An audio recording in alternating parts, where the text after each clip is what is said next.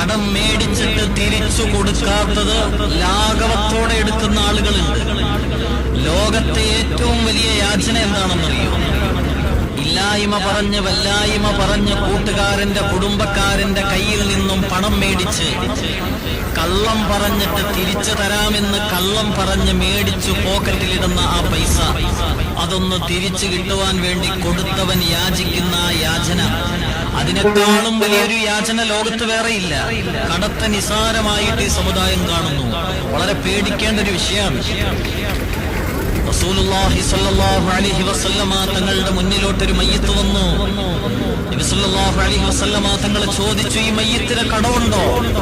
സഹാബത്ത് പറഞ്ഞു, കടമുണ്ട്. നബി തങ്ങൾ പറഞ്ഞു, നിങ്ങൾ നിസ്കരിച്ചോ, ഞാൻ നിസ്കരിക്കുന്നില്ല.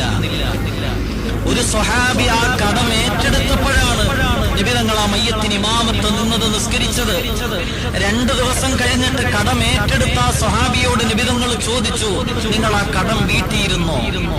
ആ സഹാബി പറഞ്ഞത്, ഒരൽപ്പം താമസിച്ചിട്ടാണെങ്കിലും ഞാൻ വീട്ടിയെന്നാണ്.